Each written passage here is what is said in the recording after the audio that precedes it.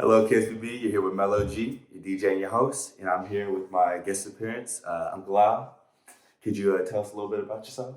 Hi, I'm Al Glover. I'm a podiatrist practicing in Los Angeles, California, and I have the honor of being a fellow with the Climate, Health, and Equity Fellowship out of Washington, D.C. with Mason University, along with the Medical uh, Society Consortium on Climate and Health. And one of the issues that I've been dealing with is I'm a resident here in Ladera Heights, California, and we're surrounded by what we call the infamous Inglewood oil fields. And I've been dealing with activism, a lot of initiatives with UCLA, along with the Public Health Department, on trying to come up with answers to what type of damages our community has incurred, and to see if we can finally get these oil fields closed. I see. Well, to kick it off, my first question is, how does Inglewood's oil field affect the environmental degradation of nearby Black communities? I think it's been pretty devastating.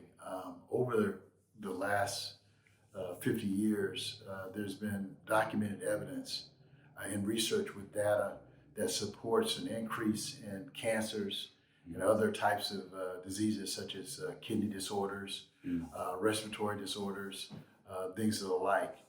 So there's been a devastating effect to the oil fields, to the African American community. I see. How long has these oil companies been out there? They've been there for almost 100 years. 100 years, okay. Yeah.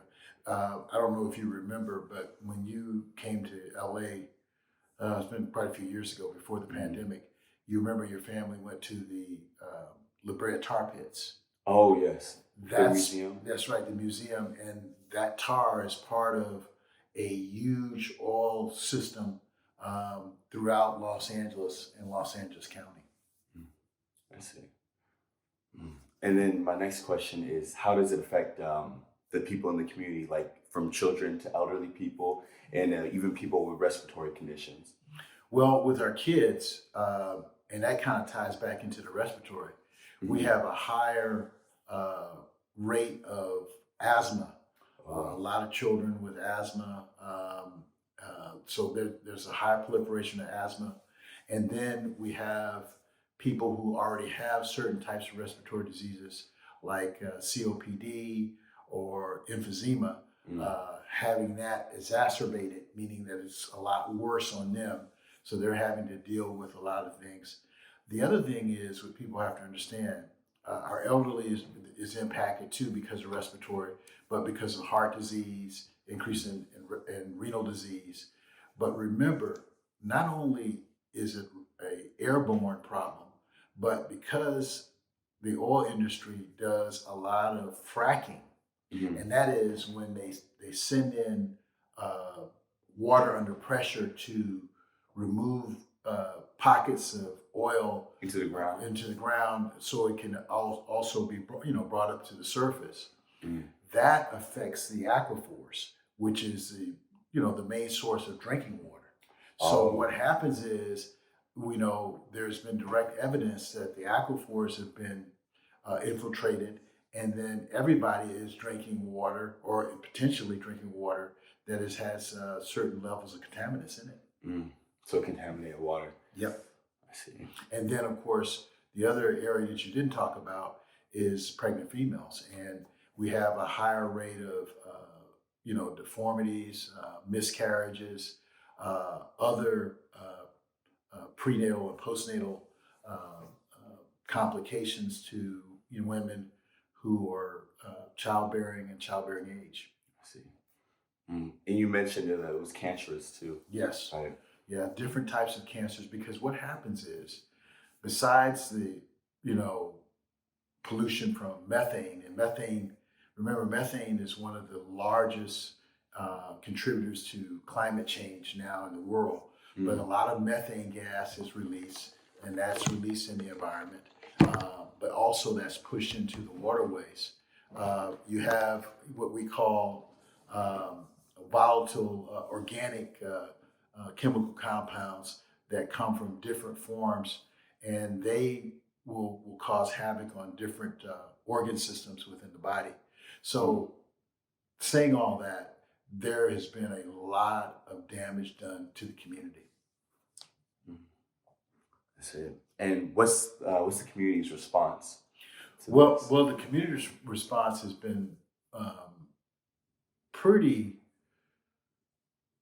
I think the community has galvanized over the last few years. Um, they've been brushed back, but I think because I'm part of the community, we put pressure on our politicians for accountability, and that's why there is a study called the Baldwin Hills um, Health Assessment, which is being done by UCLA and the Los Angeles Department of Health, Public Health. And what they're doing is they're doing questionnaires and health screenings for blood pressure, respiratory screenings, and getting good histories on individuals so they can really have more data to go back to the governor's office to really shut this thing down.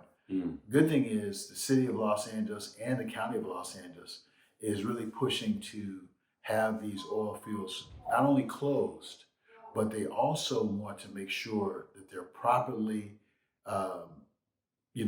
mediated. Meaning you just don't want them to cap them, but they need to really be able to go down and make sure that there's not going to be continuous leaking, continuous exposure to the community and to the surrounding areas. To cut the source off. Cut the source off. I see. And you mentioned that you were a part of I believe, what was it, the Equity Fellowship? Yeah. The full name? Yeah, I'm a part of. It's CHEF. CHEF is the acronym, but it's Climate Health Equity Fellowship, and it was started only 4 years ago. I'm part of the third cohort of 13 doctors of color throughout the United States. I'm in Los Angeles. We have another doctor who is in the Bay Area. We have another doctor who is in Hawaii. We have 2 doctors that are in different parts of Florida, one in Alabama, one in Georgia, one in Arizona, who is Native American and part of one of the major tribes there.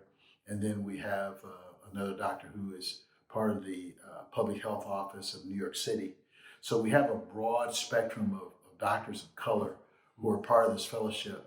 And the whole thing with the CHEF Fellowship is we want to make sure that different voices are at the table when we start talking about climate and climate change. And this is something that really is going to be important to your generation, because unfortunately, our generation and generations before us have not been good stewards of the land and the resources of this planet.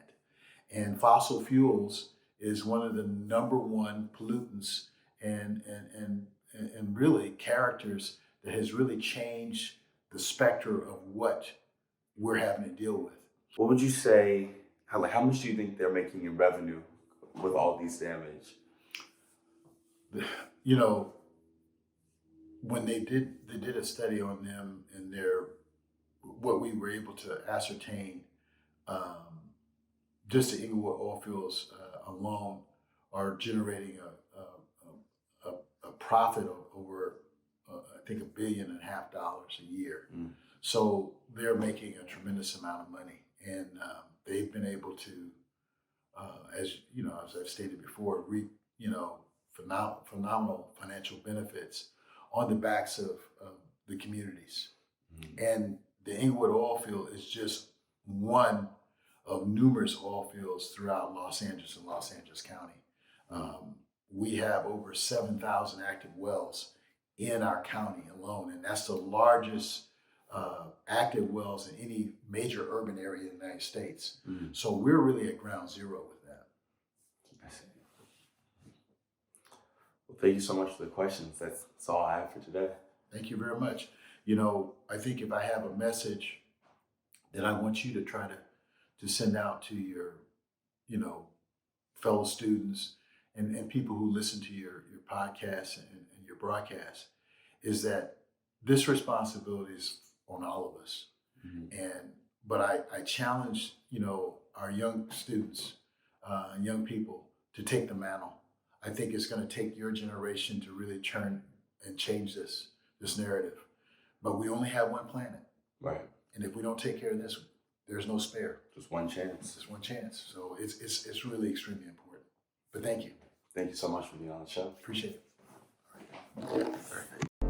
You're tuned to 91.9 FM. You're tuned to 91.9 FM. KSPB, Pebble KSPB, Pebble Beach. KSPB, Pebble Beach. KSPB, Pebble Beach. KSPB, Pebble Beach, a community service of Stevenson School. Find us on the web at kspb.org.